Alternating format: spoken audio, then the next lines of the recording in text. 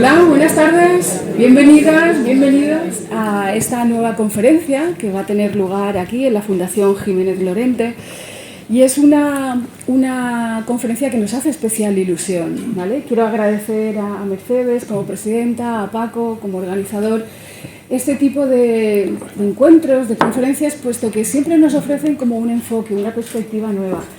En este caso nos permite acercarnos a investigaciones de gran relevancia que ponen en juego el papel que jugaron las mujeres, ¿no? en el periodo de los siglos XVI a XIX. Creo que ha sido muy pertinente las tres conferencias que han tenido lugar, esta es la tercera, y viene a contribuir a darnos una visión de lo que quizás, ¿no? en la historia del arte, en la historia del coleccionismo, muchas veces pues, se ha ocultado, no se le ha dado ese papel relevante que tenían las mujeres, y que de algún modo necesitamos de esas investigaciones por parte de las investigadoras que han venido a contarnos en este ciclo esos distintos puntos de vista. Creo que en este sentido desde la Fundación se está haciendo un trabajo excelente para comunicar ese nuevo punto de vista, y la conferencia que vamos a escuchar hoy, que ahora nos presentará Mercedes a la autora, tiene un título espectacular: Las colecciones exóticas de las mujeres de la familia de Felipe II, ¿no? Es un poco otorgar a las mujeres ese papel como agentes culturales dentro de la corte, que estaban ahí contribuyendo a generar unas representaciones, a veces que iban más allá del exotismo, ¿no? De recibir esos objetos. Y en ese sentido estaban ofreciendo también como una nueva identidad y un nuevo posicionamiento de representación, incluso de la mujer. Entonces me parece un tema que está muy presente en los discursos de hoy, que los vamos a estudiar desde esa perspectiva histórica y que van a contribuir, ¿no? a reconocer el papel que tuvieron las mujeres, ese papel tan relevante, ¿no? en la tradición de la creación de colecciones históricas.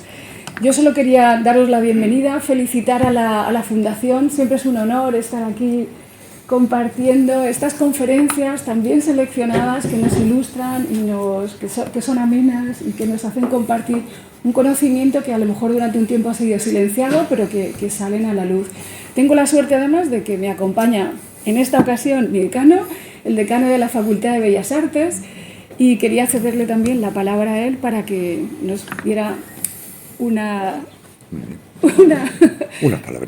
palabritas. Pues muchísimas gracias, Salomé Cuesta, que es nuestra vicerrectora de Cultura y también es de Bellas Artes, por supuesto, es compañera. Por lo tanto, estamos aquí pues eso, para hacer nuestra apreciación, incluso se podría pensar que en torno a la estética, ¿no? Bueno, más allá de eso, creo que efectivamente estamos en una época en la que afortunadamente estamos haciendo el reconocimiento a las mujeres, a nuestras mujeres, un reconocimiento que no se había hecho hasta ahora, ¿no? Y que por fin ha llegado, no solo en el terreno de la historia o de la ciencia, o en todos los ámbitos, en la medicina. Últimamente ya sabéis que se está descubriendo que hay medicamentos que no han funcionado con las mujeres, jamás, porque se han hecho según un patrón masculino. Creo que es el signo de los tiempos. Y bueno, coincidiendo con este signo de los tiempos, tenemos un ciclo de conferencias maravilloso, que relaciona precisamente a esas mujeres muy valientes, que fueron muy valientes con la conquista de Indias. En general, aunque hay más cosas en este ciclo de conferencias, ¿no? La conquista de Indias es un tema apasionante. De hecho, el inicio, la inauguración del año académico corrió a cargo de Lola Higuera, una mujer fantástica de 82 años, la primera buceadora de la Armada, arqueóloga submarina, ha datado más de 2000 derelictos de naufragios de galeones españoles, cargados o no de oro. Casi es lo de menos, son cápsulas de la historia, ¿no? En realidad. Y es una mujer la que ha hecho eso.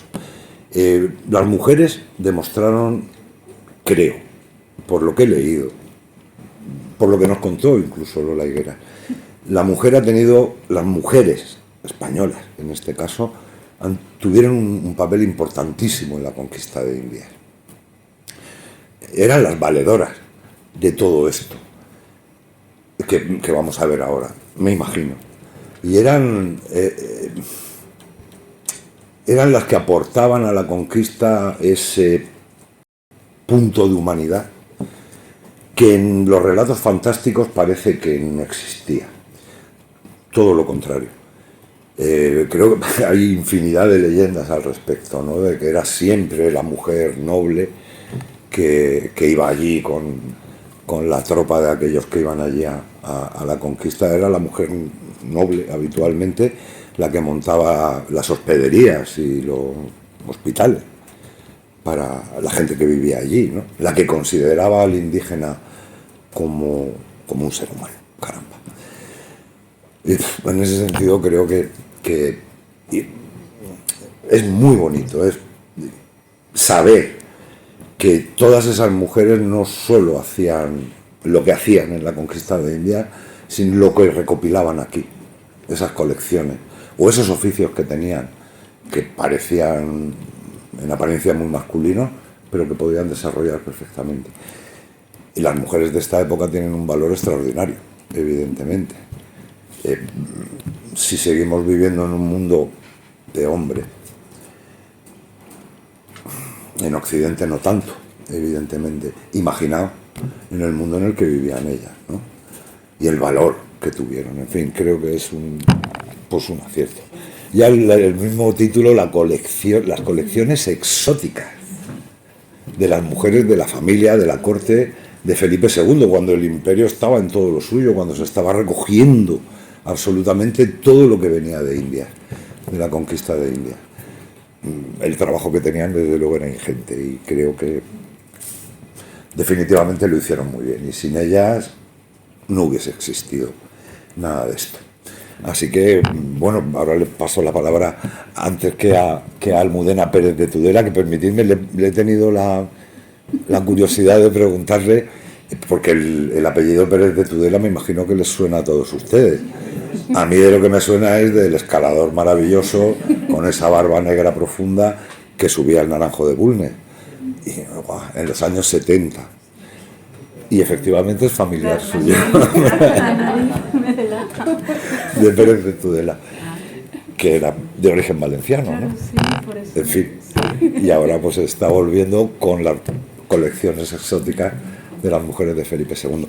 Bueno, le paso la palabra a Mercedes Jiménez, primero presidenta de la Fundación Jiménez de Lorente. Por favor. Hola, muchas gracias, Pepe Galindo, por tu presentación. Bueno, bienvenidos todos a esta tercera y última conferencia organizada por esta fundación dentro del ciclo La mujer en la gran aventura oceánica española, silencios y avatares. Es un placer para nosotros recibiros a todos y os agradecemos sinceramente vuestra presencia en esta tarde calurosa.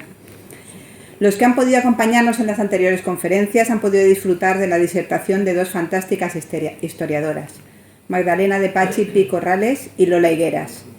Esta última, como ya he mencionado, ha sido nombrada hace unos días doctora honoris causa por esta Universidad Politécnica, propuesta, entre otros, por esta fundación. Podéis imaginar el orgullo y la alegría que supone para nosotros contar con ponentes de este nivel.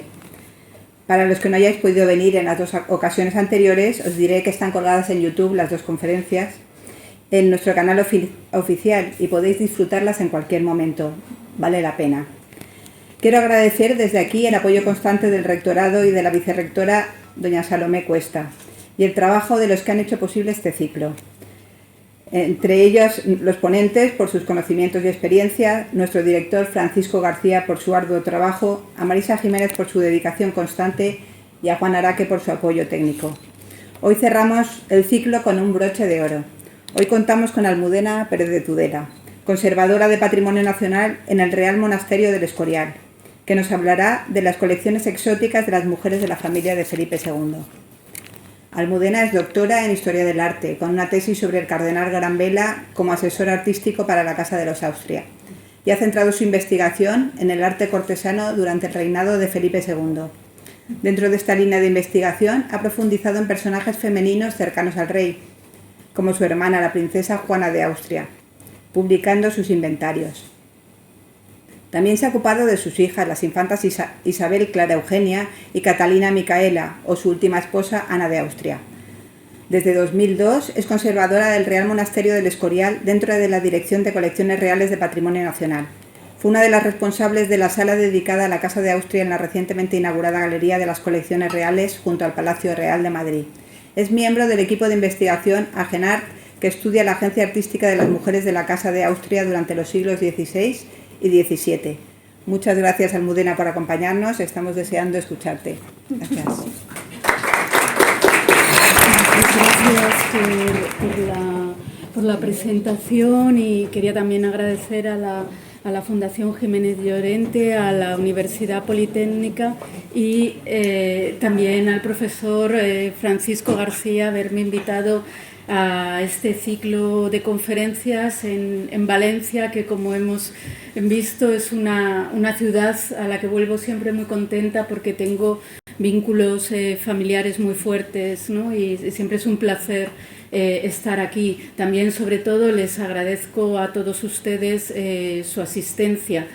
Al principio, cuando el profesor García me invitó, yo no sabía muy bien cómo enlazar este tema de las mujeres de la familia de la Casa de Austria con el reto del océano, pero luego pensé que muchas de ellas habían desarrollado importantes cargos políticos, como gobernadoras incluso, y entonces tuvieron muchísima relación. No fueron físicamente nunca, por ejemplo, a América, pero sí estaban totalmente al día de todas las novedades que supuso los Nuevos Mundos o Axia, y lo iremos viendo porque esto se reflejará en sus colecciones. Por eso he empezado con Margarita de Austria, la tía de Carlos V, casada primeramente con el infante don Juan, que eso le permitió tener un acceso al lujo de la corte de Isabel la Católica, que ella es una de las primeras mujeres que tienen un interés por América, obviamente, ¿no? Y ella estuvo un tiempo en relación con esta corte, luego queda viuda y es finalmente gobernadora de los Países Bajos en lugar de su sobrino, de Carlos V, ¿no? Por su sobrino Carlos V. Y ella sintetiza un poco el paso de la Cámara del Tesoro medieval, donde había también muchos de estos objetos venidos de África, de otras civilizaciones exóticas, extrañas, ¿no?, para el mundo europeo, y el paso ya verdaderamente a la Kunstkammer, a la Cámara de Maravillas, al coleccionismo manierista de la segunda mitad, sobre todo del siglo XVI. Me gusta este retrato porque se ve que fue una gran coleccionista de tapices, como gobernadora de los Países Bajos. También coleccionó mucha pintura flamenca, pero en esta imagen la vemos rezando con un pequeño monito a los pies, que empieza a llamarnos la idea sobre ese mundo. Ella muere en 1530 y en su palacio de Malinas, en los Países Bajos, tenía muchos ya de estos especímenes exóticos, como por ejemplo un pájaro, un ave del paraíso, que veremos que durante todo el siglo XVI están llegando sobre todo a España y luego a Centro Europa, ¿no? Porque en la Casa de Austria hubo una gran comunicación entre todos los miembros de la Casa de Austria. Y ella, sabemos, por ejemplo, que tenía un papagayo que hablaba bien, y era un papagayo de color verde con el que frecuentemente hablaba, y veremos que este esquema se va repitiendo, estas mascotas, en casi todas las mujeres de la Casa de Austria. Y muchas veces pasaban las colecciones por una vía femenina. Objetos que habían pertenecido, por ejemplo, a Isabel la Católica pasan a la emperatriz Isabel, a Felipe II hijos y no pasan a su hermana doña Juana, y los vemos en la última mujer de nuestro cartel que hemos visto, también gobernadora de los Países Bajos, Isabel Clara Eugenia, ya que da arranque al siglo XVII. La primera persona ya en la vida de Felipe II muy relacionada con Portugal es lógicamente su madre, la emperatriz Isabel, que todos tenemos la imagen esta póstuma de Tiziano, pero que se parecía mucho más a la otra imagen que les muestro de un pintor flamenco. Y la emperatriz Isabel trajo muchos de los objetos del lujo portugués a la corte española, estos famosos gatos de Algalia, de los que les hablaré en la ponencia. Comunicaciones eran africanos, y ella tenía acceso a todos estos animales, objetos exóticos. Todavía no habían llegado ya masivamente las porcelanas, pero siempre el puerto de Lisboa fue una entrada junto a Sevilla en España de todas estas nuevas novedades de ultramar. Y para Felipe II la formación junto a su madre, la emperatriz de Portugal, fue muy importante, y ella fue una de las primeras poseedoras de estos objetos extraeuropeos, podríamos decir. Pero también quería llamar la atención sobre la tía de Felipe II, la hermana de Carlos V, Catalina de Austria. Catalina era la menor de todos los hermanos. Nació ya cuando su padre, Felipe el Hermoso, había muerto, y se convirtió en reina de Portugal al casarse con Juan III.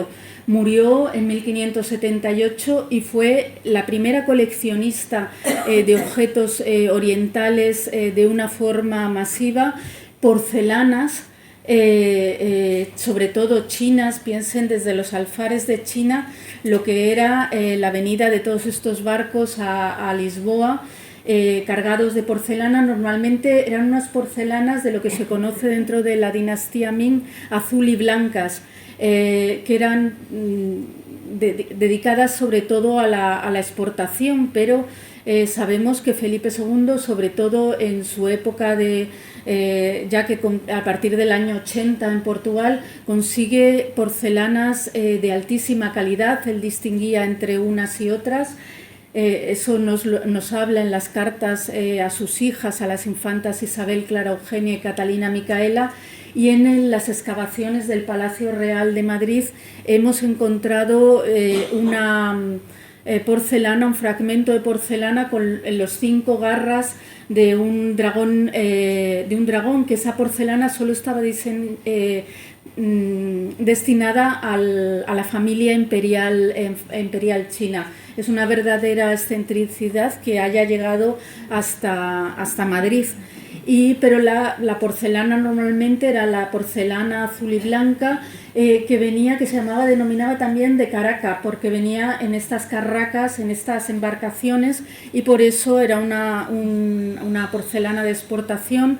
También la reina Catalina consiguió muchísimo mobiliario de laca china, sobre todo, relaciones con India, con Goa, tejidos, especias orientales, y sobre todo ella abría la vía a Asia en aquella época y a África, ¿no? También animales para sus sobrinos, y era la que proporcionaba a toda la Casa de Austria todas estas especímenes exóticos.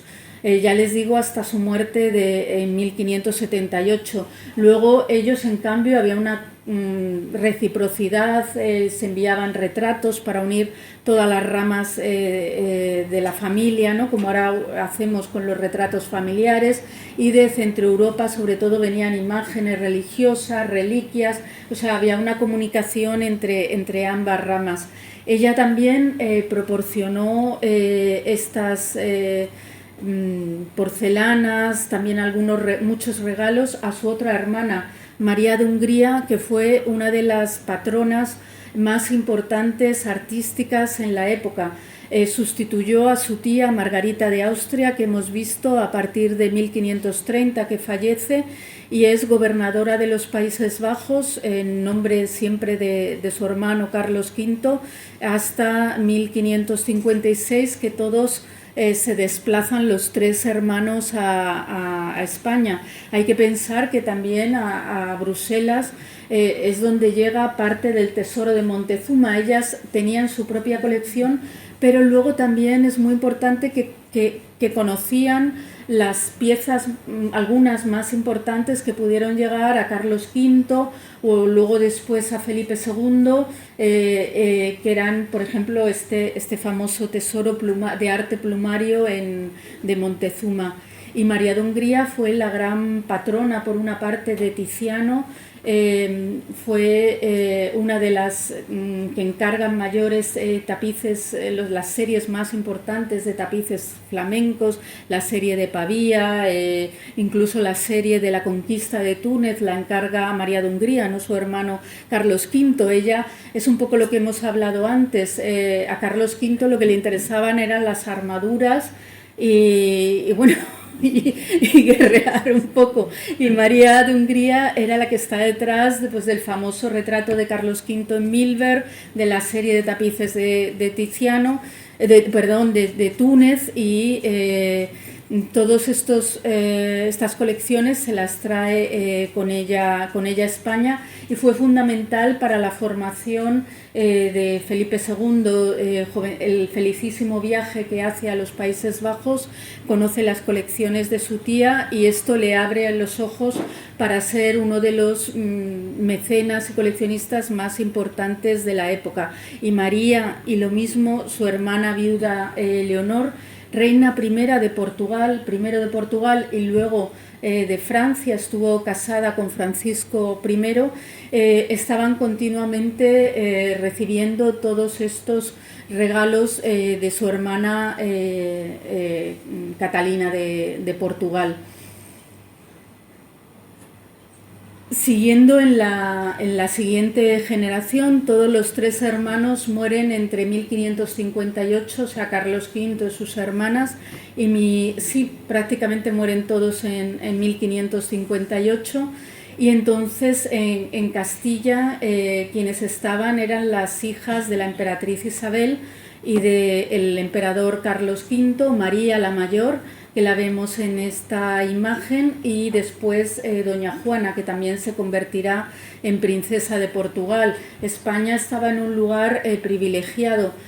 María nació en 1528 y muere en 1603, pero en 1551 se casa con Maximiliano de Austria, el futuro emperador, y residen en Valladolid porque son gobernadores en lugar de Carlos V, de los reinos de Castilla. Y he traído esta imagen porque heredan las hermanas, este es un retrato de doña Juana, de la hermana menor, más o menos de estas fechas, y heredan muchas joyas de su madre, la emperatriz Isabel, que tenía estas joyas, ven la doble columna de Hércules, el emblema de su padre, el non plus ultra, ¿no? Estas mujeres con sus colecciones fueron más allá de los reinos de Castilla o de Centro Europa, donde ellas se movieron, y ya en este momento llegaban a Lisboa y a Sevilla muchísimos más cargamentos, y se aficionaron mucho a todos estos especímenes exóticos. De hecho, cuando María y Maximiliano abandonan la corte española en 1551, lo hacen acompañados del elefante Suleimán, un regalo de Catalina de Austria a su nieto, el joven príncipe Don Carlos, el desafortunado príncipe Don Carlos, que al principio en la corte de Castilla quedaron un poco desconcertados porque decían, ¿qué hacemos con un elefante? Ellos estaban viviendo entonces en Aranda del Duero, en Burgos, y el gobernador de Juana lo quiere desviar un poco a Aranjuez y dice, allí encontrará mucha mejor comida. y a ellos les fascina tanto este mundo que una de las cosas que se llevan, el elefante muere al poco de llegar a Viena, pero era tal su importancia que con sus huesos se hizo una mesa y con unas inscripciones, y todavía hoy se conserva en las colecciones austriacas.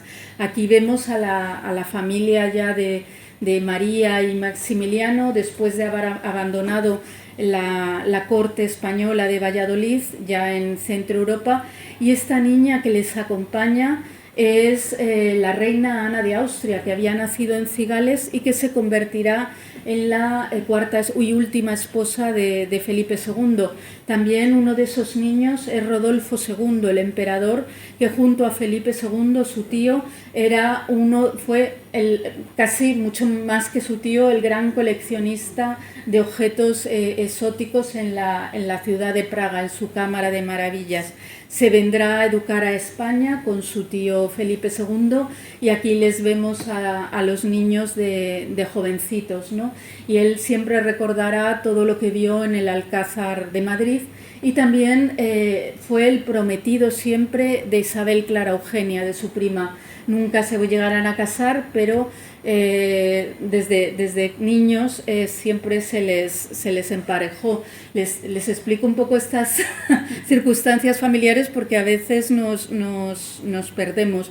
Volvemos un poco al pasado, cuando todavía Felipe II era príncipe, y en 1544 se casa con su prima María Manuela de Portugal, hija de Catalina de Austria y de Juan III de Portugal.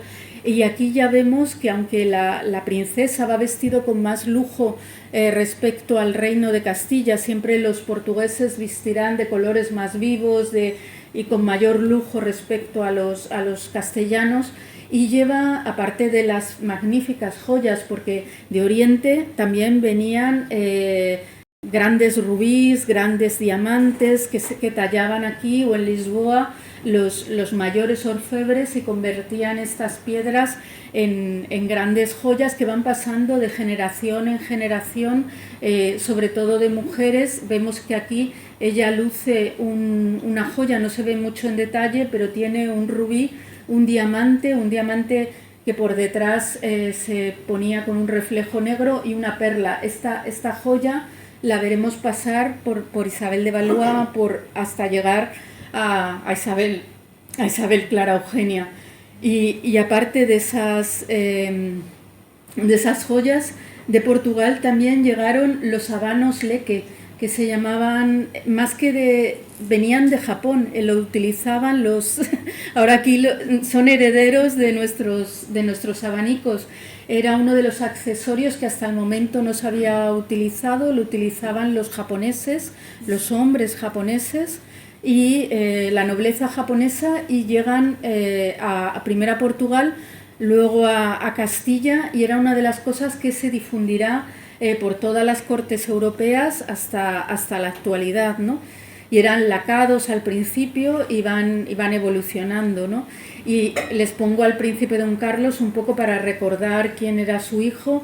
Nace en 1545 y María Manuela de Portugal muere de sobreparto. Felipe II vuelve a quedar viudo, y entonces la principal candidata era María de Portugal, María la Rica, porque tenía una fortuna incalculable, hija esta vez de su tía Leonor, la que había sido reina de Portugal y de Francia.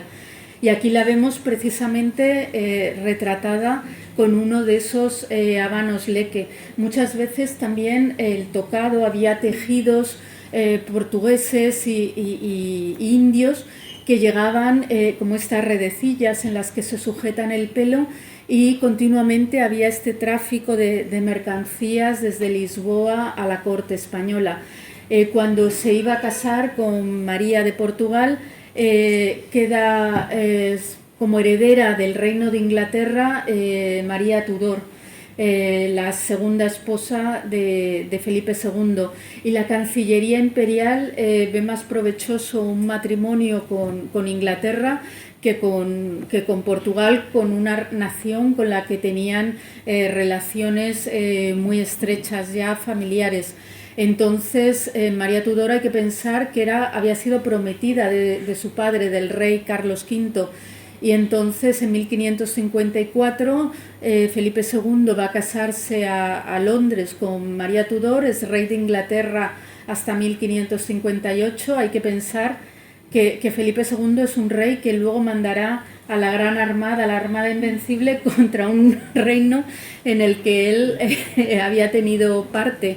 Pero María Tudor era mayor que Felipe II, no consigue tener un hijo y es la menos permeable a todas estas colecciones exóticas. Sí que la vemos con los guantes españoles, este accesorio, y que estos guantes se perfumaban, entre otras sustancias, con ámbar. Hay todas estas mujeres de la Casa de Austria, por ejemplo, Juana de Austria, tenía las medidas de todos sus familiares, de las manos, confeccionaban ellas mismas con sus damas estos guantes y muchos de ellos se perfumaban con flores de aquí del Reino de Valencia, pero también otros con ámbar. El ámbar también se ponía dentro de las joyas, perfumaba los cueros, y ahora han hecho un experimento muy interesante en el Museo del Prado el año pasado, que era que pusieron un guante con esos olores que podía tener ese ámbar, ¿no? Porque también una de las sustancias más importantes también de Asia, sobre todo, era una especie de resina, era el benjuí, que tenía un olor muy parecido a la vainilla, y hacían pebetes como el moderno incienso, se quemaban, y también nos ayuda un poco a saber cómo olerían también esos palacios, ¿no? Porque ahora los vemos un poco musealizados, recreados, pero no vemos ni a los animales que había, ni la vida que tenían esos palacios. Entonces, por eso el Museo del Prado hizo este experimento de que te podías meter dentro del guante y oler cómo olerían esos guantes. Pero más allá de esto, y de algún diamante muy importante que le regaló su suegro, tallado por Jacopo de Trezzo, que sí que tenía un origen de la emperatriz Isabel, y sus magníficas joyas, no fue tan proclive a los especímenes exóticos. Ella muere en 1558 y la siguiente reina, en 1560, es la francesa Isabel de Valois. En ese momento convenía también una paz con Francia, con Enrique II, que de hecho murió en los torneos que celebraban el matrimonio de su hija, y llegó a España Isabel de la Paz. Primero la corte residía en Toledo y después, a partir de 1561, en Madrid. Isabel de Valois, sobre todo, era la madre de las infantitas Isabel Clara Eugenia y Catalina Micaela, que nacerían en 1566, 1567, pero ella muere en 1568. Apenas llegan a conocer a su madre, y por eso fueron tuteladas por su tía Juana de Austria. En este momento sabemos que Isabel de Valois, a pesar de ser tan francesa en su educación, a través de la princesa doña Juana, la intentan un poco españolizar, por así decirlo, vestida a la española, como la vemos con esta saya, las joyas, pero también tenía la influencia muy poderosa de su madre, de Catalina de Medici, una gran experta en perfumes, en farmacopea, y esto contrastó con todo lo que ella aprendió en España. Y Catalina de Austria, sabemos que la envió mesas chinas, y que en su colección sí que había algunos especímenes,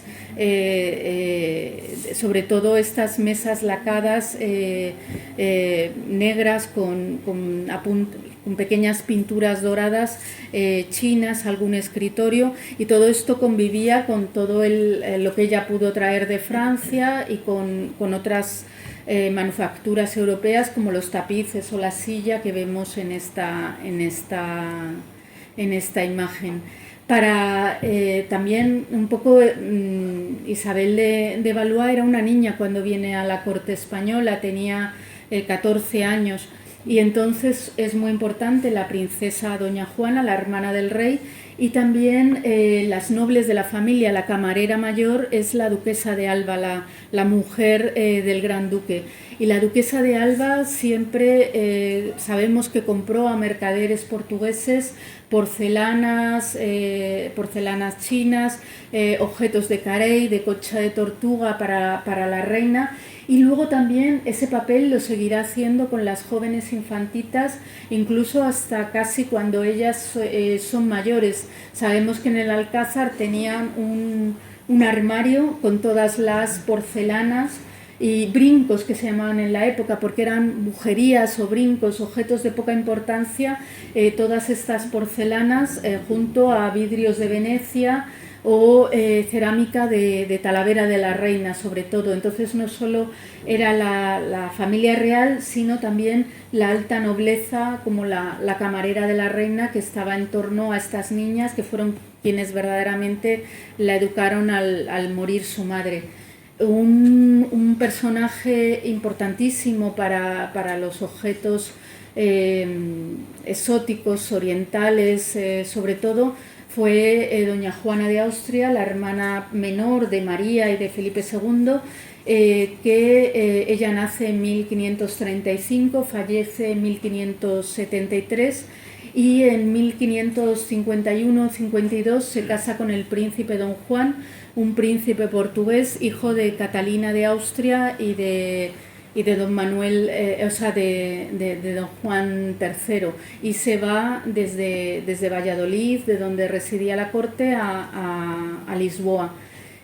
Allí entra en contacto con las colecciones de su suegra y a la vez tía Catalina de Austria, quien ya desde años anteriores la estaba enviando todos estos objetos, joyas orientales, abanicos, porcelanas, para un poco habituarla, porque ya se había concertado el matrimonio. Y aquí la vemos, ella, bueno, es una historia un poco triste, porque ella tiene un hijo, don Sebastián de Portugal, y nada más nacer, bebé, lo tiene que abandonar en 1554, se queda viuda, su marido muere y se tiene que venir a Castilla como gobernadora porque su hermano se iba a casar con María Tudor en 1554 a Portugal.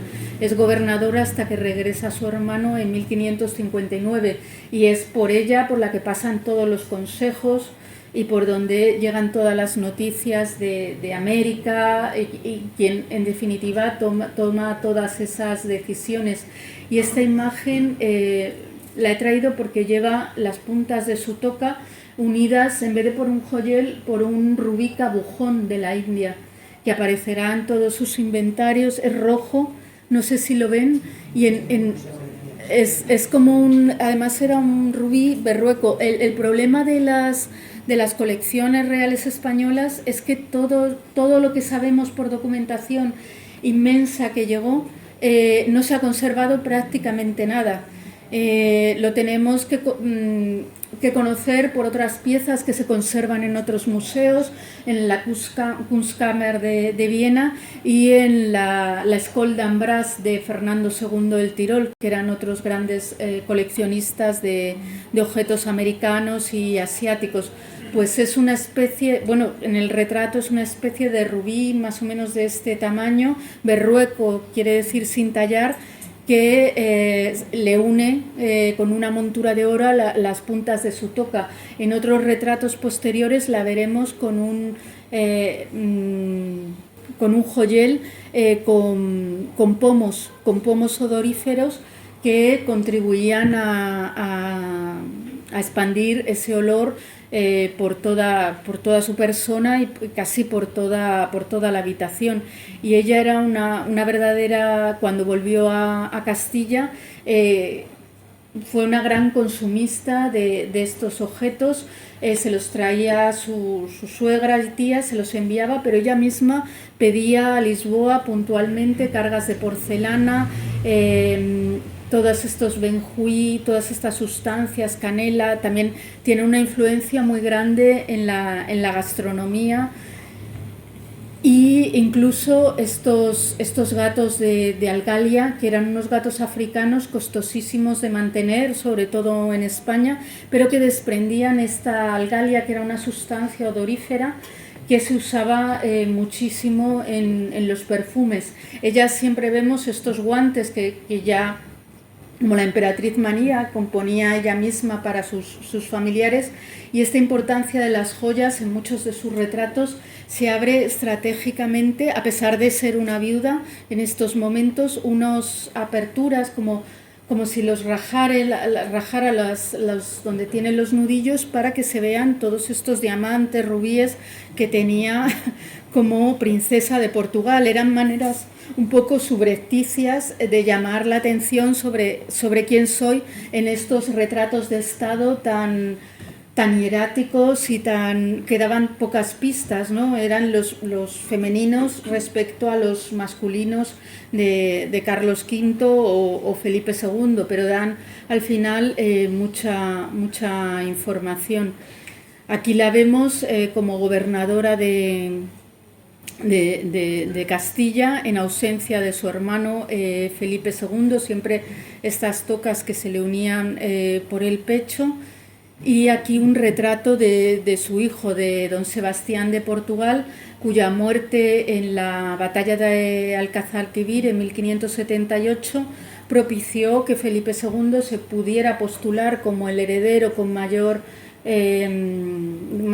derechos al trono de Portugal, y unir otra vez las dos coronas con todos los territorios ultramarinos que suponía, porque Felipe II tenía buena parte de América, pero todo Portugal, todo las colonias africanas y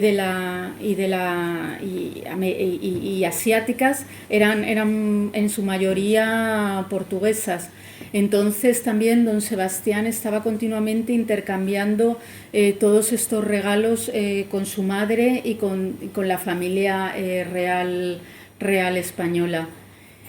Como Isabel de Valois había muerto, el príncipe don Carlos también había muerto, necesitaban un heredero, y por eso Felipe II se casa con su sobrina, la hija de María de Austria, de la hermana de Felipe II y de Maximiliano II, que era la niña esa que vimos de pequeñita, y en 1570 se casan. Claro, eran familia, se parecen mucho, y entonces le da el ansiado heredero, el príncipe don Fernando, pero todos los hijos de Ana van muriendo. Felipe II cada vez es mayor, y el último hijo, Felipe III, es el que consigue ser el sucesor de su padre.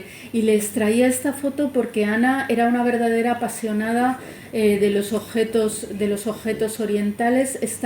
Su madre los recibía puntualmente cuando Juana de Austria y María se separan en 1551, hasta su muerte. Está continuamente, casi todas las semanas, no había correo que no atravesara fuera a Viena sin un regalo, muchas veces cosas de poca importancia, que hasta los embajadores se avergonzaban, ¿no?, de que eso fueran bajo el sello real, porque no pagaban derechos. Y ella lo había conocido desde pequeña, y ya cuando llega a España es quizá la reina más importante como coleccionista de objetos exóticos, junto a su tía Juana de Austria. El problema es que los inventarios de Juana de Austria los conocemos bastante bien y podemos saber todos los objetos que disponía en su muerte en 1573, pero de Ana solo tenemos su contabilidad o sus inventarios muy parciales, pero podemos imaginar que era una gran coleccionista de porcelanas, de objetos orientales, como lo habían sido también sus padres en Viena. Maximiliano, a los jardines de Viena se hacía enviar simientes de albaricoque, de simientes traídas de América. No, lo único que allí tampoco se le daban tan bien como en España, y aquí la vemos con esos guantes, pero con un collar que sujeta, que yo pienso que sería calambuco, que hay muchos rosarios, era una madera odorífica también de origen asiático que venía por Portugal, y ella era una verdadera apasionada hasta el punto de tener al embajador español en Lisboa en los años 70 consiguiendo ámbar para la reina. Había diferentes tipos de ámbar y uno de los más apreciados era el ámbar gris, que era una concreción que se formaba en los estómagos de las ballenas. Entonces, eso podía costar, o sea... Y a veces vemos que eran ellas todas en sus inventarios, había estos morteros para machacarlo, para tratarlo, o sea que lo mismo que el bordado era una actividad virtuosa para una mujer de la época, también trabajar estos perfumes lo eran. Y esta podemos decir que es el retrato de Sofonisba, de la pintora, como iba vestida ella, un poco podríamos decir para estar en casa, ¿no? Y cuando se ponía el calambuco, pero luego aquí les traigo un retrato de estado prácticamente de unos años anteriores, pero bueno, muy similares, que ya viste la saya, el traje tradicional femenino cortesano, y vemos por ejemplo el mismo joyel que habíamos visto antes en María Manuela de Portugal, y que veremos en algunos retratos de Isabel Clara Eugenia, como estas grandes joyas iban pasando de generación en generación por vía femenina, y luego ya lo único que en el siglo XVII cambian las modas de las joyas y se transforman, y también por su valor se pierden, ¿no? Y aquí les voy poniendo alguna bibliografía por si quieren un poco profundizar sobre estas mujeres, porque sería un poco absurdo que les contara todo lo que tenían cada una, pero eran más o menos estos objetos que les voy diciendo. También hay que pensar que ella se casa en 1570 y en 1571 es cuando ya el galeón de Manila, que viene desde Asia, pasando por México y llegando a España, es cuando tiene mayor actividad, y ella se aprovecha de todas estas cosas venidas de Oriente con un comercio mucho más activo que el que había en años anteriores. Y aquí les pongo un retrato de Jacopo da Trezzo, como estos joyeros, por ejemplo, de origen italiano.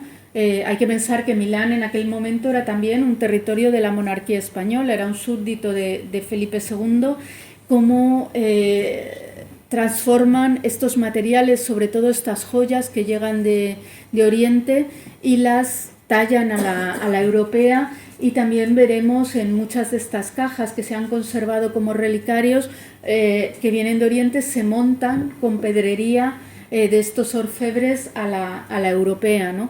Y Jacopo da Trezzo fue uno de los que tuvo mayor acceso a todas estas joyas que venían también de Oriente. Luego las hijas del rey, Catalina Micaela, que se convirtió en duquesa de Saboya, la menor, las hijas de Isabel de Valois, que siempre tuvieron un interés por todo lo exótico desde pequeñitas, desde la corte de que vivía su madre con la princesa Doña Juana, a la que se retiraban en numerosas ocasiones, la duquesa de Alba, y ellas desde pequeñitas tuvieron estos armarios en los que tenían sus porcelanas, también comían en platos de porcelana. Veremos en el siglo XVII que la porcelana, los cuencos de porcelana muchas veces se usaban para tomar consomé, para tomar sopas, para tomar frutas delicadas, y normalmente se guardaban en estos armarios que las infantas tenían en su parte del alcázar junto a escritorios donde guardaban sus joyas, y siempre convivieron todos estos especímenes orientales con todo el arte europeo. Catalina Micaela se casa en 1584 con el duque de Saboya, y hay que pensar que la abuela del duque de Saboya, Beatriz de Portugal, era hermana de la emperatriz Isabel. Y entonces también en Saboya, en Turín, a pesar de ser un territorio italiano, siempre hubo un interés por lo exótico, por esta huella que dejó Beatriz, y el duque de Saboya tenía agentes buscándole en España objetos orientales para el Palacio de Turín. O sea que cuando llegó la infanta no era algo totalmente nuevo, lo único que ella españolizó totalmente la corte de Turín. Y siempre desde su matrimonio ocurrió un poco como con Juana y María de Austria, que estuvieron una en cada lugar, pero se estuvieron intercambiando prácticamente cada mes retratos familiares, objetos de obras de arte, y a Catalina le llegaban de Isabel Clara Eugenia todas estas objetos orientales, muchísimas porcelanas, todos estos tocados de tela de calicut, de sedas orientales que ella no tenía acceso en Turín, y era también una manera, vistiendo tan a la española, de marcar en las cortes italianas también políticamente de quién era hija, y también las cortes italianas que vestían a la española. Pensemos en los duques de Mantua, se diferenciaban de los sus filias y sus fobias políticas, ¿no? No era solo algo casual, ¿no? Y aquí vemos a su hermana Isabel Clara Eugenia, hacia 1586, un retrato del Museo del Prado, que una de las cosas está subida en un estrado de honor en este caso, ¿no? Más o menos ellas era como recibían sobre un estrado de honor que era un poco más alto, y luego detrás tiene una especie de dosel, de espaldera, y ese estrado está vestido con una alfombra persa, la misma o muy parecida a la que veíamos en el retrato de María Manuela de Portugal, que la primera esposa de Felipe II. O sea, que no solo era el mobiliario, las joyas que vestían, sino también por ejemplo, las alcatifas que llamaban, que venían de Turquía, de Persia, y eran verdaderamente magníficas. Y también vemos en el sombrero el joyel que habíamos visto de María Manuela, del diamante, la perla y el rubí, el retrato de su padre, un poco para mostrar quién era su padre, y junto a ella, en contraste, la enana Magdalena Ruiz, que tenía a las mascotas, que no son sino dos monos titís, que venían de Brasil, de la selva brasileña,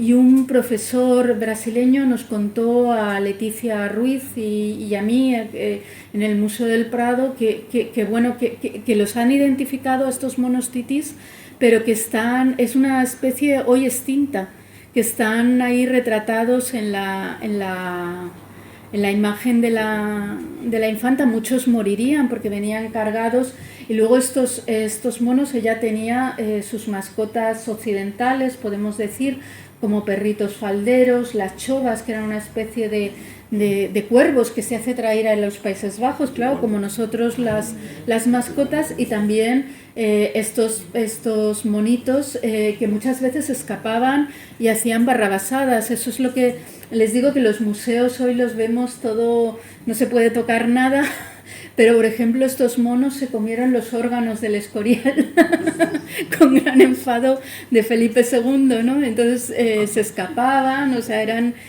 muy, muy divertidos, y ella se retrata con sus mascotas. Y aparte del Alcázar de Madrid, del Palacio Real de ceremonia, había otros lugares, que es lo que en la exposición de 2019 que organizó Patrimonio Nacional llamamos la otra corte, que son los monasterios como cortes paralelas femeninas de Descalzas y Encarnación, que están muy cerquita aquí, o sea, el Palacio Real, donde están actualmente la Encarnación, el Monasterio de la Encarnación y el Monasterio de Descalzas, y allí era donde se retiraba en sus momentos de festividades religiosas, la princesa Doña Juana, la fundadora, vivía normalmente en el Alcázar de Madrid con su hermano. El Alcázar veremos que se divide en dos partes, una parte del rey en torno a la capilla y a un patio central, y otra, la femenina, que es la parte de las reinas, y ella vivía muy cercana a las reinas, a Isabel de Valois, a Ana de Austria, a sus sobrinas las infantas, pero en las festividades religiosas se retiraba a las descalzas, y allí es donde se fue a retirar al final de sus días su hermana María de Austria. Al quedar viuda, no llega a profesar, va vestida de viuda, no de monja. Su hija sí que profesará, y está en la parte del cuarto real de las descalzas. Una parte es el monasterio y otra el palacio. Son esos palacios de la tradición española, de palacio adosado a monasterio, como Guadalupe con los Reyes Católicos, el propio monasterio del Escorial, y en este caso las descalzas reales. Y también la vemos con estos collares que muchas veces pueden tener esa procedencia exótica, lo mismo que el paternoster con las cuentas y la calavera. Muchos de estos paternoster eran de estas cuentas de Benjuig, de las cuentas de Calambuco, que venían de Oriente. Y también entre los especímenes que tiene la emperatriz María al morir en 1603 están recogidos muchos de estos objetos orientales que ya tenía en las descalzas reales. Siempre toda su vida tuvo ese afán, y también era una manera de marcar en Viena, donde ella residía, que era hija de Carlos V, ¿no? De todos estos, por ejemplo, la reina, su hija Ana de Austria, sabemos que tenía estas imágenes religiosas de arte plumario, que eran la antigua técnica de los mexicanos antes de la conquista, con plumas de colibrí que tienen unos reflejos espectaculares, violáceos, tornasolados, y con eso ellos componían imágenes. Cuando ya hay una evangelización de América, se convierten en imágenes religiosas. Y ella sabemos, por ejemplo, que tenía retablos, y la princesa Doña Juana, de este arte plumario. También el contacto con sus damas, algunas llegaron, como hemos visto, a virreinas y le regalaban desde México o desde Nueva España, que se diría en aquel momento, al volver o desde allí le traían también estas imágenes religiosas americanas, que causaron también gran éxito. Pero quizá una de los objetos más numerosos también y apreciados era la porcelana. Y hay un magnífico libro de Cinta Crae que estudia cómo llegaban todas estas porcelanas hasta España, cómo eran apreciadas, los diferentes tipos, porque en el inventario de Felipe II te va describiendo algunas con forma de elefante, que son rarísimas, y entonces esta profesora las ha identificado con las porcelanas como podían ser, y fue ella la que encontró este fragmento de porcelana con las 5 garras de porcelana imperial en Madrid. Y también Felipe II, en estas cartas a sus hijas, les dice que han llegado, cuando está en Lisboa, que les recomiendo la lectura, dice que han llegado porcelanas de nueva, que son diferentes a las otras, ¿no? Entonces, esta, por ejemplo, que vemos aquí en la portada, es el azul y blanco que les digo, estos cuencos Ming de porcelana para exportación, pero llegaban otras de mucha mayor calidad, y algunas las tenía la familia real española. O sea, ellos sabían apreciar la calidad dentro de estos muebles o de estos... porque hay bandejas, hay muebles, hay escritorios que venían para la exportación, pero ellos conseguían ejemplares muchas veces de mayor calidad. También en los inventarios de Juana de Austria están descritos todos estos, porque son casi 700 páginas de inventarios. Entonces se van describiendo todas sus ropas, todas sus joyas, los objetos que tenía. Entre ellos reunió hasta 500 porcelanas, ¿no?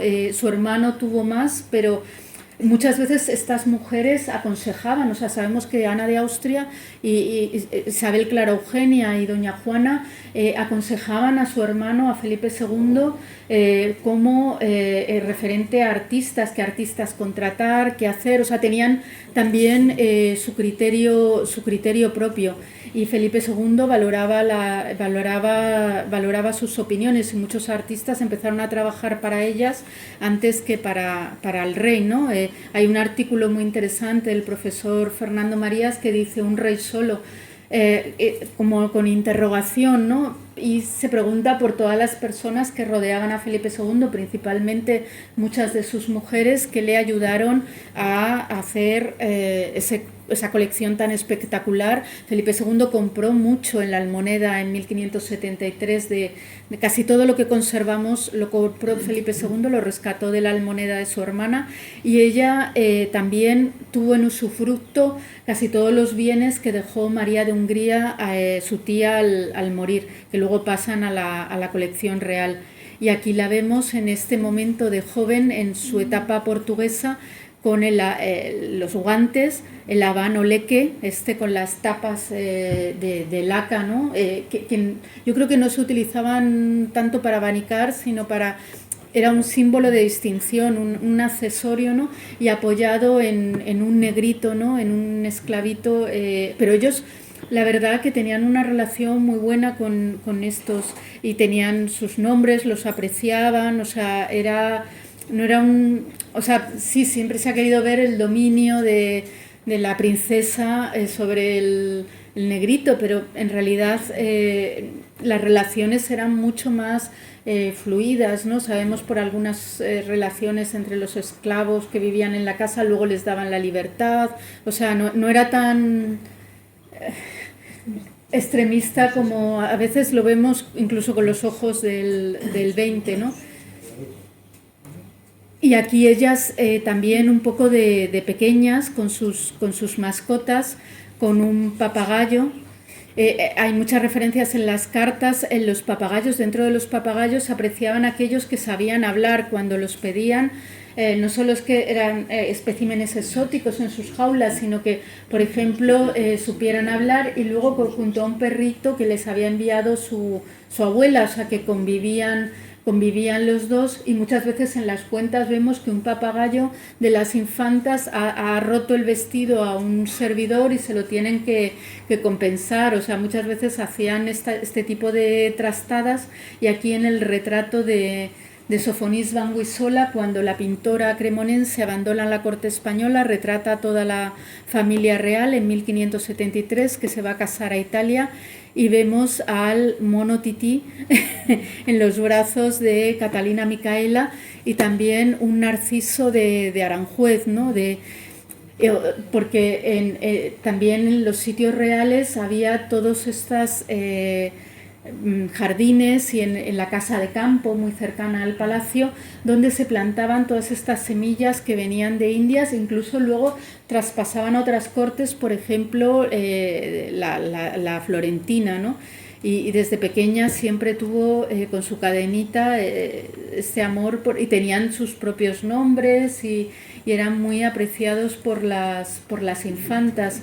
También ellas tenían acceso a estos elefantes, o sea, sería en 1585, cuando Felipe II ya se va a convertir en rey de Portugal, traen a este nuevo elefante, y a la maravilla de Lisboa, que era este rinoceronte, que era muy fiero, un rinoceronte indio que le habían cortado el cuerno porque había matado a varios hombres. Los cuernos de Bada, como se decía en la época, los encontramos en las colecciones de todas estas mujeres, muchas veces tallados en China con motivos propiciatorios de la felicidad, de la fertilidad, como la flor de melocotón, el loto, y luego dentro se solía meter una piedra bézar, que veremos, que era una concreción, también las había en Asia, pero también en América, en los estómagos de los antílopes sobre todo, y que se creía que era un eficaz contraveneno. También se usaba como una medicina rayada, y este cuerno de bada todavía montados luego en monturas a la europea en América o ya cuando llegaban a la corte española eran muy apreciados. Este rinoceronte vivió en Madrid, pero como era muy fiero, lo llevan a una especie de corral que todavía hoy en Madrid en la topografía se llama la calle de la Bada, cerca del Corte Inglés de Preciado, porque estaba aquí el rinoceronte, y cuando murió sus huesos se conservaron, su piel se conservó y la reclamó Rodolfo II desde Praga. Entonces le mandaron los huesos del elefante, los colmillos, los huesos del rinoceronte, la piel, que estaba un poco estropeada, junto a unos cuadros de Correggio y Parmigianino, para que vean un poco el valor que tenían dentro de las colecciones europeas esos especímenes. En cambio, el elefante era mucho más manso y subió por la escalera principal del Escorial a saludar al prior, ¿no? Y entonces este sería casi el tercer elefante que llega a la corte de Madrid en época de Felipe II. Y las infantas, les quería traer estas menageries, ¿no? Estos, por ejemplo, en la Casa de Campo había todos... que era el palacio más cercano campestre a Madrid, cuando no se podían trasladar al Pardo o Aranjuez, y entonces estaban llenos de todos estos animales, y también era una manera para los visitantes que venían de fuera de saber que Felipe II dominaba todo el mundo casi prácticamente conocido, y las infantas y las mujeres de la Casa de Austria tenían acceso a estos animales, ¿no? Lo mismo que tenían acceso a las colecciones del rey Felipe II.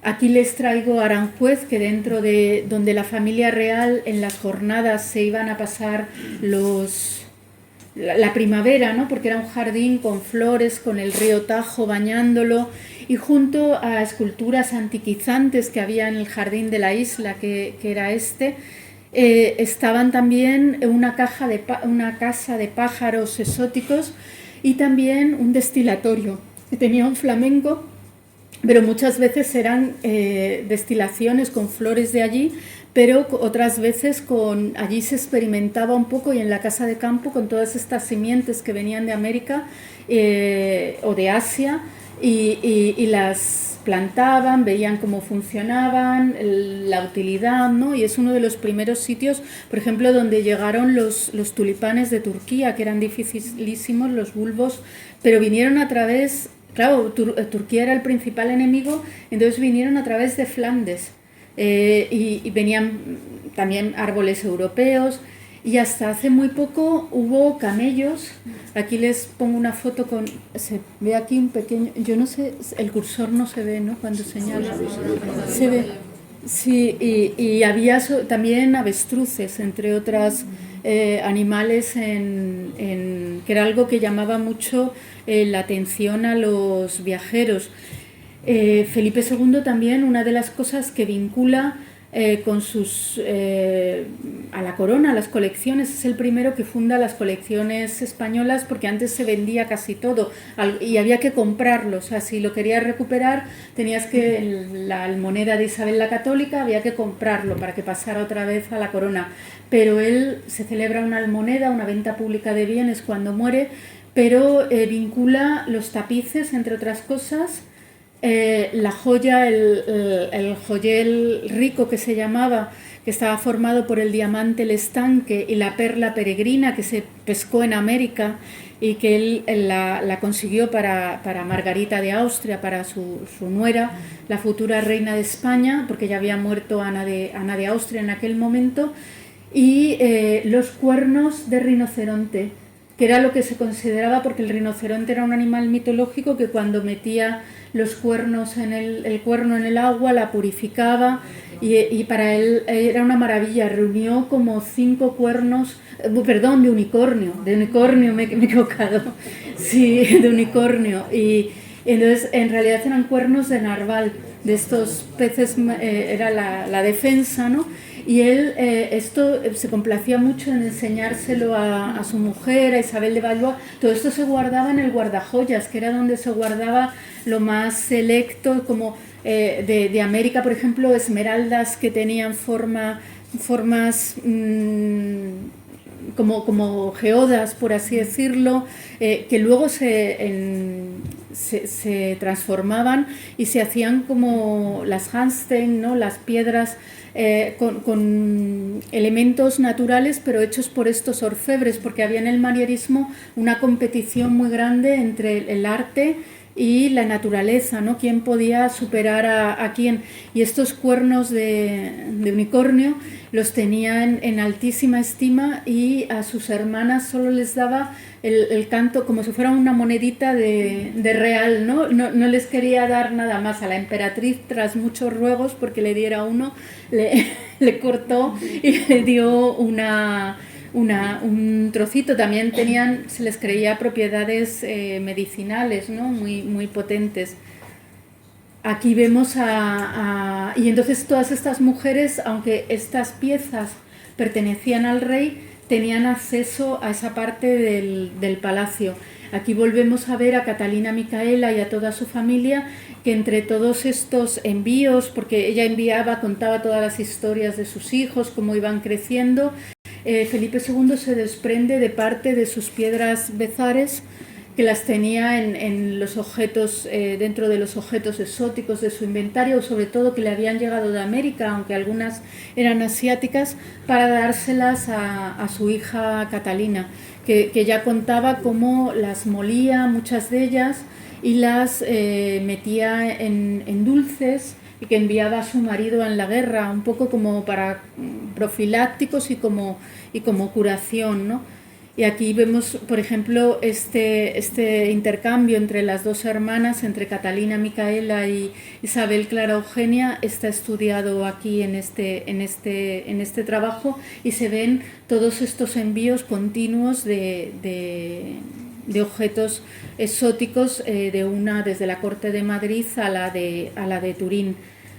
Junto a la emperatriz María, en 1580, 80-81, viene su hija, la infanta Margarita, que cuando llegan a la corte madrileña en 1583, un poco después, pasan a residir al cuarto real de las Descalzas Reales, y ella profesa verdaderamente como monja en las Descalzas Reales, y esta también era una gran apasionada, hermana de Rodolfo II. Ya cuando están en Portugal, cuando va allí Felipe II a la anexión, le envía a su hermano Rodolfo un perro de la China que no tenía pelo.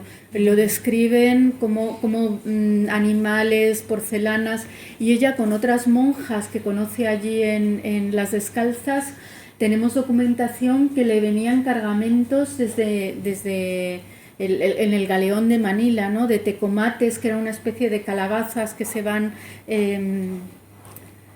como haciendo incisiones y dibujos artísticos, y fue otra de las grandes coleccionistas de objetos orientales, esta vez en un entorno monástico, porque era con lo que se había ella educado, ¿no? en las Descalzas Reales. Y gracias a que muchos de estos recipientes, podemos decir, como escritorios, etcétera, se han convertido en relicarios, es gracias a lo que los conservamos hoy día, porque los demás que estarían todos los palacios llenos se han perdido. Aquí, para contrastar con estos elementos orientales, les pongo los otros objetos que convivían con ellos, manufacturas de lujo flamencas, y en este caso una manufactura de lujo milanesa, que fue el regalo que hizo el duque de Saboya cuando viene a casarse con Catalina Micaela a Isabel Clara Eugenia. También a pesar de su trabajo pagano en estos cristales de roca, se ha conservado porque la infanta lo donó como relicario al Escorial. Si no, también sería una pieza que hubiéramos perdido. Y el Alcázar de Madrid era el antiguo palacio donde se conservaban yo me atrevería a decir, la colección de arte más importante de la época. Aquí vemos la Torre Dorada, donde residía donde residía el rey al final de sus días, pero en el otro extremo del palacio, en este que vemos con la torre que se está construyendo, esta es de los años 60, era donde, hacia el este, donde vivían las reinas y las mujeres en el Alcázar de Madrid. Esa Torre Baona es cerca donde tenía sus aposentos Juana de Austria en el Alcázar y sus colecciones, y aquí, más cerca de la fachada, era donde residían la reina y las infantas. Aquí lo vemos unos años después. Arriba, las tribunas que vemos, esas arquerías, son donde vivían las damas de la reina, porque no solo estaba la reina, sino toda su casa, y muchas veces todos estos objetos, como sucedía con Juana de Austria, lo puede conseguir por mercaderes. Tampoco las mujeres podían salir tanto del Alcázar, tenían que valerse muchas veces de agentes masculinos para salir fuera, por estos mercaderes que entraban en los conventos y les ofrecían todas estas mercadurías, y esa era la zona un poco femenina, pero no estaba totalmente cerrado. Ahí vemos el patio de la reina y el patio del rey, pero no era, y en el centro la capilla real, donde están las escalinatas, pero no eran zonas totalmente estancas. Entonces las mujeres muchas veces iban de excursión, por así decirlo, a la zona de Felipe II, y podían ver sus colecciones, sus obras de arte que tenía en la otra parte, y el entorno femenino estaba mucho más cerrado a los hombres que el de los hombres a las mujeres. Y les quería hablar de esta pequeña sala, la 24, la sala de las Furias, porque en ella se conservaban las furias de Tiziano, los condenados infernales desde la antigüedad, que recibían su castigo por toda la eternidad. Estas pinturas de Tiziano, que habían pertenecido a María de Hungría en Flandes, ella las tenía en Binch, en el palacio donde recibió a Felipe II. Un poco allí en Flandes tenían la función de decir admonitoria contra todos aquellos que querían levantar contra el poder establecido de la gobernadora. Pero cuando llegan a la colección real de Felipe II, él las coloca en un dormitorio que unía un poco esa sala, después de esa sala larga, esa pequeñita, y unía un poco la parte del rey con la de la reina, y era desde donde Isabel de Valois, en época de Isabel de Valois, se unían el rey y la reina cuando querían dar descendencia a la dinastía, por decirlo de alguna manera. Pues junto a esas furias de Tiziano, también en época posterior, ya de Ana de Austria, de la última mujer de Felipe II, llegan las 4 estaciones y los 4 elementos de Arcimboldo, un pintor que trabajaba en la corte de su padre, aunque de origen milanés. Y cuando muere Ana de Austria en 1580, esa sala no tiene ese sentido, entonces la utiliza la infanta para recibir en sus audiencias, un poco como en el cuadro, en el retrato que hemos visto del Museo del Prado con Magdalena Ruiz y los 2 titis, pero sabemos que debajo había una silla china Ming lacada, que también contribuía al visitante que estaba recibiendo a lanzarle esos mensajes de claro, Media Asia es nuestra, ¿no? Y entonces esta silla, que a lo mejor perteneció a Felipe II, pero estaba en la zona donde su hija recibía las audiencias. Hoy, actualmente, de todos estos mobiliarios y objetos orientales que tenía Felipe II o su hermana Doña Juana, solo nos han quedado prácticamente estas 2 sillas Ming que están en el Escorial y en la galería. Una de ellas la hemos llevado a la Galería de Colecciones Reales, en un espacio dedicado un poco también a América y a Asia, ¿no? Y esta predilección que tenía la infanta Isabel Clara Eugenia por estas porcelanas y por estos objetos orientales que vemos en sus inventarios, quizá condiciona que un jesuita le dedique esta historia natural y moral de las Indias en 1590.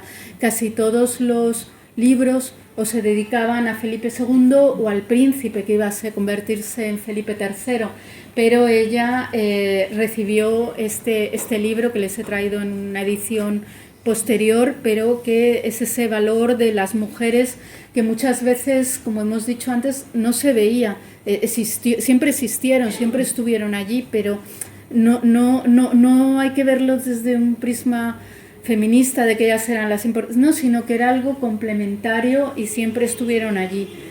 Y cuando Felipe II muere, Isabel Clara Eugenia se hace trasladar a Bruselas, donde se va como gobernadora, porque Rodolfo II, el emperador, nunca se quiso casar con ella, y entonces Ernesto, otro hermano, muere, gobernador de los Países Bajos, y finalmente Alberto, que se había convertido en cardenal, nada más que cardenal de Toledo, de la archidiócesis, o sea, del arzobispado mayor de España, tiene que colgar los hábitos y casarse con su prima, y se van los dos de gobernadores a los Países Bajos.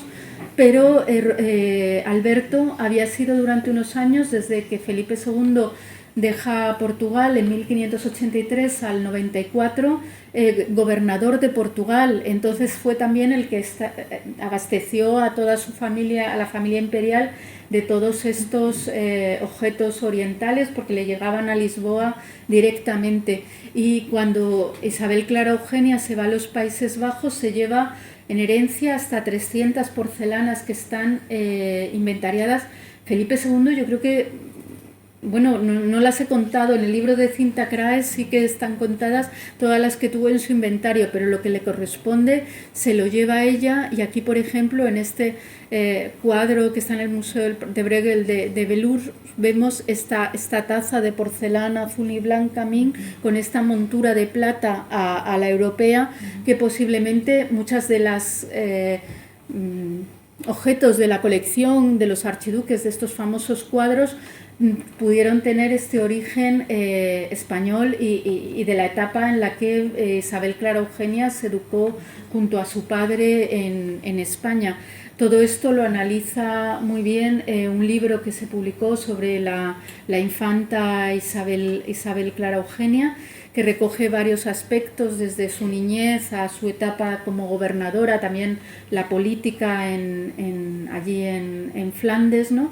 Y también marcaba esos orígenes españoles y también su unión con todas estas colonias. Hay que pensar que en aquel momento Holanda es cuando comienza también, se dividen los Países Bajos del norte y del sur, y Holanda comienza ya a comerciar directamente con todas estas, todos estos territorios, e importar también masivamente porcelanas y objetos orientales.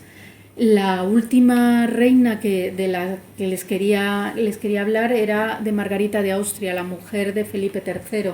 Ella era hija de Carlos II de Graz, de Estiria, podríamos decir, que era hermano a su vez de Maximiliano II, el emperador, que hemos visto que se casa con María, el archiduque Fernando II del Tirol, el que les aconsejo el viaje a Ambras, porque es todavía donde se conserva como un fósil estas colecciones de especímenes históricos que nos ayudan a imaginarnos. Siempre se comparan cuando hablamos de las colecciones reales españolas, en las que apenas hemos conservado nada, y de María de Baviera. Los duques de Baviera eran un bastión católico en el imperio, y también eran unos apasionados coleccionistas de objetos exóticos en Múnich, y tenían agentes comprándoles en Madrid y en Lisboa también objetos exóticos, ¿no? También para marcar esa vinculación familiar y política con la casa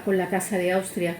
Ella se casa precisamente aquí, en Valencia, en 1599, y su madre, María de Graz, la acompaña y se va a Graz con buena parte de la colección de Felipe II de objetos de piedras bézares, las copas de cuernos de rinoceronte, muchas cosas que habían pertenecido al viejo rey, por esa obsesión que tenían por los objetos exóticos, que también marcaban esa vinculación. Se las lleva a Graz desde aquí, creo que parte de Barcelona, sube a Barcelona y ya se vuelve, y ella también continúa enviando objetos exóticos a toda su familia. y es la fundadora del Monasterio de la Encarnación, que no lo llega a ver culminado, pero sí que ella tenía agentes comprándole en Lisboa cosas. Conocemos a un Fernando Krom alemán, y también comprando especias y mercaderías orientales con fines también un poco, podríamos decir, comerciales, entre comillas, para obtener dinero para su fundación, ¿no? Comprando toda esta canela, comprando toda esta pimienta. Eran pues un poco como las ramas estas de los banqueros Fugger, de varios banqueros alemanes que estaban por toda Europa y tenían también sede en Lisboa. Y ella tenía uno de ellos que viajaba incluso hasta Goa, a la India, comprándole todas estas cosas para fundar el Monasterio de la Encarnación, que ya les digo que no llegó a haber culminado.